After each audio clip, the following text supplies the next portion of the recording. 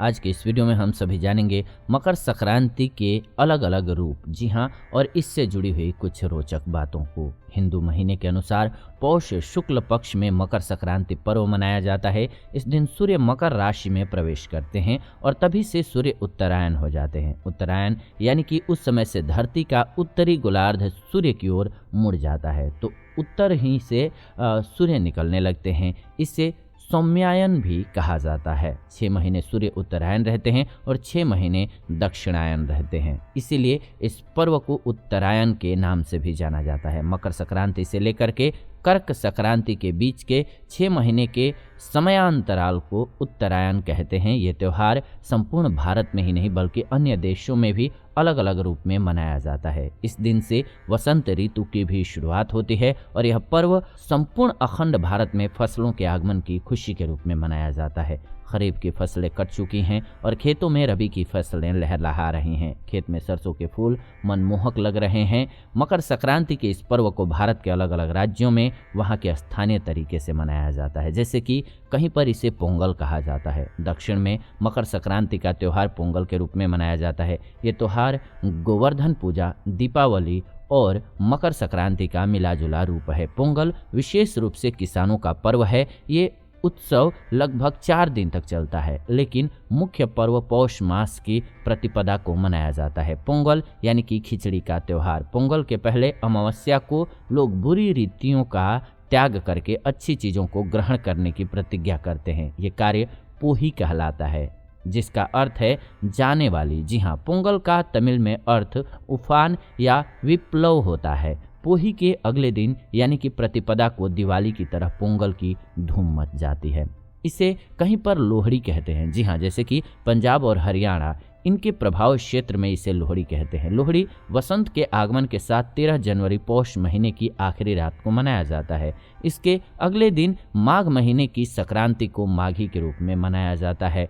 बैसाखी त्योहार की तरह लोहड़ी का संबंध भी पंजाब के गांव, फसल और मौसम से है। लोहड़ी की संध्या को लोग लकड़ी जला करके अग्नि के चारों ओर चक्कर काटते हुए नाचते गाते हैं और आग में रेवड़ी, मूंगफली, खील, मक्की के दानों की आहुति देते हैं। अग्नि की परिक्रमा करते हैं और आग के चारों तरफ बैठ करके लोग आग सेकते हैं। इस दौरान रेवड़ी, खील, गज्जक, मक्का खाने का आनंद भी लेते हैं। इसे कहीं पर बिहू कहा जाता है। जी हाँ, बिहू असम में फसल कटाई का प्रमुख त्यौहार है। यह फसल पकने की खुशी में मनाया जाता है। इसी त्यौहार को पूर्वोत्तर क्षेत्र में अलग अलग नाम से मनाया जाता है। एक वर्ष में यह त्यौहार 3 बार मनाया जाता है। पहला सर्दियों के मौसम में पौष संक्रांति के दिन, दूसरा विषुव संक्रांति के दिन और तीसरा कार्तिक माह में मनाया जाता है। पौष माह या संक्रांति को भोगाली बिहू, विषुव संक्रांति को रोंगाली बिहू और कार्तिक माह में कोंगाली बिहू मनाया जाता है। इसे कहीं पर चहार शंबे सुरी इस नाम से जाना जाता है। जी हाँ, ईरान में भी नववर्ष का त्यौहार इसी तरह से मनाया जाता है। यह त्यौहार लोहड़ी से ही प्रेरित है, जिसमें आग जला करके मेवे अर्पित किए जाते हैं। यानी कि पंजाब, हरियाणा और दिल्ली में मनाई जाने वाली लोहड़ी और ईरान का चहार शंबे सूरी बिल्कुल एक जैसे त्यौहार हैं। इसे ईरानी पारसियों या फिर प्राचीन ईरान का उत्सव मानते हैं। ये त्यौहार नौरोज या फिर नवरोज के एक दिन पहले मनाया जाता है। नौरोज या फिर नवरोज ईरानी नववर्ष का नाम है, जिससे पारसी धर्म के लोग मानते हैं, परंतु ईरान के शियाओं भी इस त्यौहार को इसलिए मनाते हैं क्योंकि यह उनकी प्राचीन संस्कृति का प्रमुख त्यौहार है। ये मूलतः प्रकृति प्रेम का उत्सव है। प्राचीन परंपराओं और संस्कारों के साथ नौरोज का उत्सव न केवल ईरान ही बल्कि कुछ पड़ोसी देशों में भी मनाया जाता है। पश्चिम एशिया, मध्य एशिया, काकेशस, काला सागर बेसिन और बाल्कन में इसे 3000 से भी अधिक वर्षों से मनाया जाता है। यह ईरानी कैलेंडर के पहले महीने यानी कि फरवरदिन का पहला दिन भी है।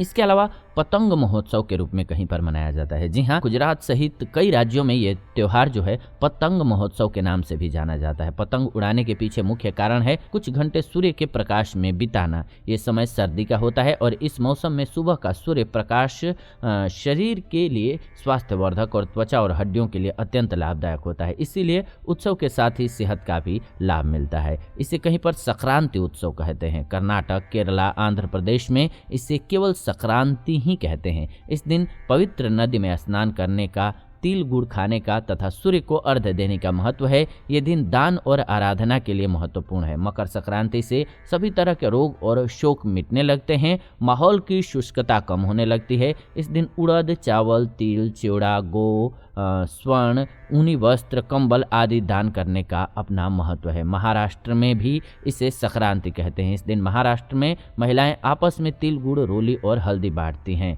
इसके अलावा गुजरात और उत्तराखंड में इसे उत्तरायण उत्सव कहते हैं।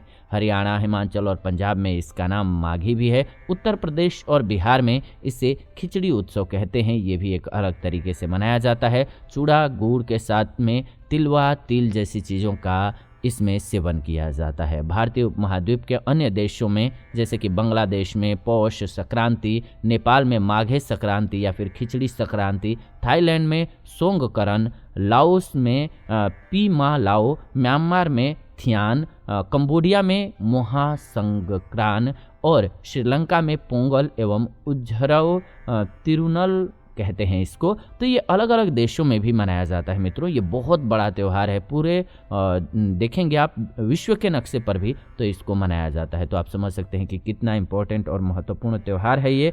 तो उम्मीद है कि आपको ये वीडियो और जानकारी बेहद अच्छी लगी होगी। ऐसी ही जानकारीपूर्ण वीडियो इस चैनल के माध्यम से हम लेकर के आते रहते हैं। आप सभी को आपके यहाँ जिस नाम से भी इसे मनाया जाता है, चाहे खिचड़ी कहें, चाहे पोंगल कहें या फिर बिहू कहें, आपको इसकी हार्दिक शुभकामनाएं। इसको खुशी के साथ मनाएं और साथ ही साथ ऐसी नई जानकारी के लिए चैनल को सब्सक्राइब कर लें, बेल नोटिफिकेशन को ऑन कर लें ताकि नई वीडियो जब भी हम लाएं नोटिफिकेशन आपको सबसे पहले मिले। लाइक कर दीजिए वीडियो को, मुझे खुशी होती है जब भी आप वीडियो को लाइक करते हैं, शेयर करते हैं व्हाट्सएप पे, फेसबुक पे तो कर दीजिए और कमेंट में जरूर लिखिए जय माता दी। फिलहाल ये वीडियो आप सभी देख रहे थे जीवन जीने की कला स्पिरिचुअल चैनल के माध्यम से। विदा लेते हैं आज की इस वीडियो से, जुड़ेंगे नई वीडियो में नई जानकारी के साथ। तब तक आप सभी खुश रहें, आनंदित रहें। वीडियो को अंत तक देखा आपने इसलिए दिल से धन्यवाद।